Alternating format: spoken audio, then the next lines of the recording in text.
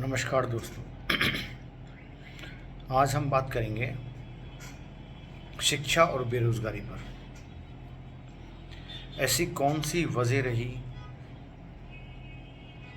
कि आज हमारे देश में शिक्षा तो बढ़ गई पर बेरोज़गारी उससे ज़्यादा बढ़ गई। क्या कारण है इसके? आज देश बहुत तेज़ी से बदल रहा है। उच्च शिक्षा में भी बहुत सुधार हुआ है। बड़ी बड़ी यूनिवर्सिटी, बड़ी बड़ी कॉलेज हैं, बहुत महंगे महंगे स्कूल सब हमें दिए हैं सरकार ने और लोगों ने। उसके बाद भी बेरोज़गारी क्यों? पहले बेरोज़गारी नहीं थी। क्या कारण है इसके? पहले गांव में एक आध पढ़ा लिखा आदमी होता था, बाकी सब अनपढ़ होते थे, पर रोज़गार सबके पास होता था। ऐसा क्या हुआ कि हम अचानक से बेरोज़गार हो गए? इसके पीछे की वजह कुछ तो रही होगी। एक 1834 में एक अंग्रेज़ अधिकारी आया था, मैकॉले। जब उसने पूरे हिंदुस्तान को घूमा और उसने पाया कि हिंदुस्तान में शिक्षा का परसेंटेज 82 है। 82% लोग उस ज़माने में पढ़े लिखे थे। ये सोचने वाली बात है। क्या वो स्कूली शिक्षा थी या फिर सेल्फ खुद के काम की शिक्षा थी, जिसे आज आप इंजीनियरिंग बोलते हैं या पीएचडी बोलते हैं या जो भी बीए बीएससी जो भी कुछ बोलते हैं। तो उसने जब सर्वे किया तो पाया कि हिंदुस्तान का हर आदमी अपनी जाति के हिसाब से काम बटा हुआ है। उसका किसान खेती कर रहा है, जो जो कौम लकड़ी का काम करती हैं वो लकड़ी का करती हैं, कुछ चमड़े का काम करती हैं तो वो चमड़े का कर रही हैं, कुछ जो मिस्त्री हैं जो मकान बनाते हैं वो सब मकान बनाते हैं, और कुछ सबका लोहे का काम करने वाले लोहे का काम कर रहे हैं। तो हर आदमी का जाति के हिसाब से काम बटा हुआ था। तो एजुकेशन 82% एजुकेशन का मतलब है कि कोई भी आदमी जन्मजात जिस काम को कर रहा है ना उसमें पारंगत था।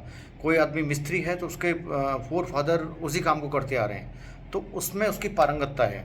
लोहे का काम करने वाला अपने काम में पारंगत है, लकड़ी का काम करने वाला अपने काम में पारंगत है, चमड़े का काम करने वाला अपने काम में पारंगत है। तो बेरोज़गारी नहीं है ना। उनको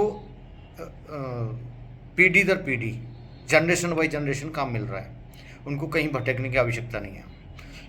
बाकी जो किसान थे वो अपना खेती का काम करते थे, कुछ फौज में थे, कुछ राज करते थे, तो सब अपने अपने काम में जुटे हुए थे। उसने देखा कि जब तक इस चैन को नहीं तोड़ा जाएगा तब तक हम हिंदुस्तान को गुलाम नहीं बना सकेंगे। जब मैकॉले ने अपनी पूरी सर्वे रिपोर्ट जब अपने उच्च अधिकारियों को दी तो वो दंग रह गए कि इस देश को हम नहीं तोड़ सकते।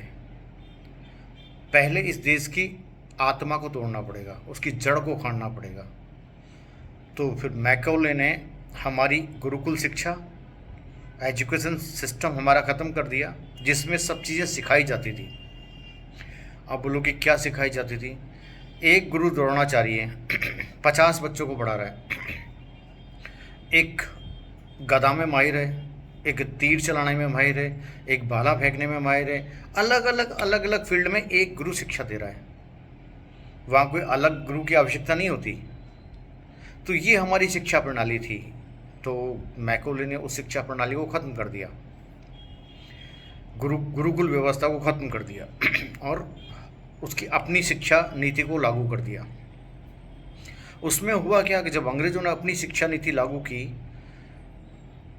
उसमें जो पढ़े लिखे जो हमारे काम के बच्चे थे, जो बहुत जैसे कारीगर है, लोहे का काम करने वाले, चमड़े, जो भी जिस फील्ड में अच्छा था, उन सबको उन्होंने नौकरी देना स्टार्ट कर दिया। धीरे धीरे नौकरी की लत लगाई। फिर एजुकेशन सिस्टम उन्होंने लागू कर दिया। एजुकेशन सिस्टम होने के बाद जो सबसे बड़ी जो समस्या थी कि उसमें जो परसेंटेज ज़्यादा लाएगा, अच्छा पढ़ेगा, उसे नौकरी दी जाएगी। तो अंग्रेज़ों ने वो चीज़ लागू की और फिर परसेंटेज के हिसाब से नौकरी मिलने लग गई। अब होता क्या है कि जब नौकरी की जब आदत लग जाती है तो धीरे धीरे लोगों ने अपना काम छोड़ना स्टार्ट कर दिया। वो अपने काम से दूर होते चले गए। अपना काम छोड़ दिया तो फिर वो आने वाली जनरेशन फिर बेरोज़गार होने लग गई। अब 100 साल में उन्होंने हिंदुस्तान को इस मुकाम पे लाके खड़ा कर दिया कि नौकरी करनी है तो हमारे पास आओ, जो उनका नौकर है वो उनका गुलाम रहेगा। अब 200 सालों में उस चीज़ को जब अंग्रेज़ यहाँ से गए, जब देश आज़ाद हुआ, तब तक हमारे सामने सबसे बड़ी समस्या बेरोज़गारी की हो गई, क्योंकि हम अपने जो हमारे काम थे उनसे हम दूर हट गए। उन्होंने हमें नौकरी की लत लगा दी और नौकरी हमारे पास बची नहीं, अपना काम हम छोड़ चुके थे। अब ऐसी स्थिति में देश आज़ाद होने के बाद सरकार को सबसे बड़ी समस्या रोज़गार की थी। रोज़गार कहाँ से लाए, इतने लोगों को नौकरी कहाँ से दे। अब जिस 1947 में देश आज़ाद हुआ था, डॉलर और रुपया, 1 रुपये का डॉलर था, तो मतलब रुपया डॉलर एक स्थिति के थे। तो हमारे देश की स्थिति का आपको पता लग सकता है। फिर गवर्नमेंट ने उसी पद्धति, जो मैकेलो की शिक्षा पद्धति थी, उसको एज इट इज उस समय की जो कांग्रेस गवर्नमेंट थी उसने उसको लागू कर दिया। पर उसी समय उन्होंने किसी शिक्षा मंत्री बनाया था, किसी मुसलमान को शिक्षा मंत्री बनाया था। तो उसी समय फिर हमारा इतिहास को ख़राब किया गया, बहुत सारी चीज़ें तोड़ी गई, बहुत सारी चीज़ें जोड़ी गई। जो अपना लिखना था वो तो लिखा नहीं, किसी और का महामंडन या अपना किया गया उसमें, जिसमें हिंदुस्तान के वीर और वीरों का इतिहास को छुपाया जा सके और औरों के इतिहास को बताया जा सके। अब धीरे धीरे ये व्यवस्थाएं चलती गई। हम बेरोज़गार दर पर दर बेरोज़गार होते गए। किसी भी सरकार के पास इसका अभी तक कोई सिस्टम नहीं है कि रोज़गार दे सके। आज एजुकेशन परसेंटेज बहुत बढ़ गया है, पर बेरोज़गार परसेंटेज भी बहुत बढ़ गया है। हम इससे कैसे निजात पाएँ? सरकार के सामने, देश के सामने, सबके सामने ये बड़ी समस्या है। क्योंकि मैकोले की स्थिति अपनी थी, उसको तो हिंदुस्तान की आत्मा को तोड़ना था, उसको तो जड़ को खोदना था, तो वो तो खोदने में कामयाब हो गया। पर जिस समय हमारी गवर्नमेंट 1947 में बनी, उस समय इन राजनेताओं को थोड़ा सा इनको नहीं सोचा कि जो हमारी हजारों साल की जो हमारी शिक्षा पद्धति है, क्या हम उसे वापस लागू नहीं करते? आप दुनिया में कंपटीशन करना है, बहुत सारे कंट्री हैं जो सिर्फ अपनी भाषा और अपने कल्चर को जीते हैं। वहाँ तो कोई अंग्रेज़ों का प्रभाव नहीं पड़ा ना। बहुत सारे देश हैं, जापान है, चाइना है, बहुत सारे कंट्रीज ऐसे हैं जो सिर्फ अपनी भाषा और अपने देश के सिस्टम को फॉलो करते हैं। हम क्यों बदल गए? नेताओं ने हमारे सिस्टम को क्यों ख़राब कर दिया? जो अंग्रेज़ों ने किया, फूट डालो राज करो, वही अडॉप्ट कर लिया हमारी सरकारों ने, हमारे नेताओं ने, हमारे देश के चुनिंदा समझदारों ने। उसका रिजल्ट रहा कि देश आगे तो बढ़ गया, उपलब्धियां तो बहुत हासिल कर ली, चांद पे पहुंच गया, मिसाइलें बना ली, पर संस्कार विहीन हो गया। हम जहां होने चाहिए थे वहां नहीं हैं। हम वही अंग्रेज़ों की सोच पे चल रहे हैं।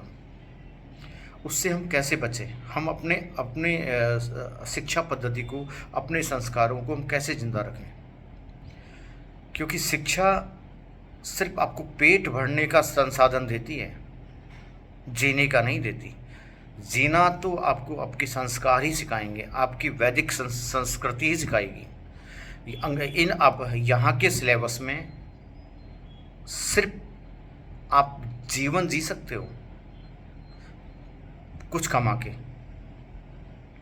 आप शांति से जीवन जीने के लिए तो वैदिक संस्कृति पे आना पड़ेगा आपको। अगर सरकारों ने ये नहीं किया तो हम डूबते हुए चले जाएंगे, क्योंकि शिक्षा जो सिखाना चाहिए वो नहीं सिखा रही। हमारी पहली क्लास से और किसी भी डिग्री तक कौन से संस्कार सिखाए जाते हैं, जीवन कैसे जीना है वो कहाँ सिखाया जाता है, हमें क्या करना है जीवन में वो कहाँ सिखाया जाता है, उसका तो कहीं कोई जिक्र नहीं है पूरी शिक्षा प्रणाली में।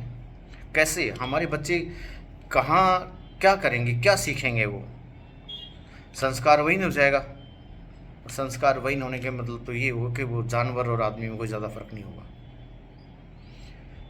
तो मेरा तो सरकार से या आप लोगों से ये है कि बच्चों को एजुकेशन के साथ साथ संस्कार दें, क्योंकि वो पढ़ लेगा, नौकरी कर लेगा, पर क्या परिवार के साथ अच्छा रह पाएगा? क्या माँ बाप की सेवा कर पाएगा? क्या पत्नी की इज्जत कर पाएगा, या बहनों की इज्जत कर पाएगा, या दूसरे की बहनों की इज्जत कर पाएगा? समाज में जो अपराध बढ़ रहे हैं इसका कारण क्या है? शिक्षा तो बढ़ गई, अपराध क्यों बढ़ रहे हैं? शिक्षा अपराध करना थोड़ी सिखाती है, पर बढ़ रहे हैं ना, क्योंकि आप संस्कार विहीन हो गए, आपने अपनी शिक्षा पद्धति को छोड़ दिया है। और हम लोगों में अब इतनी शिक्षा बची नहीं है, इतने संस्कार बचे नहीं हैं कि हम आने वाली पीढ़ी को दर पर दर ट्रांसफ़र कर सकें, क्योंकि धीरे धीरे ये लुप्त होता चल जाएगा। जो आपके फोर फादर में थे वो आपके ग्रैंड फादर में नहीं है, जो ग्रैंड फादर में थे वो आपके फादर में नहीं है, पिताजी में जो है वो आप में नहीं है, और आप में आपके बेटे में नहीं आएंगे। तो वे समस्याएं तो आएंगी, इसको कैसे बचाना है, इस पर थोड़ा सोचना होगा। ठीक है, नमस्कार, बहुत बहुत धन्यवाद आपको, सुना मेरे को आपने, नमस्कार।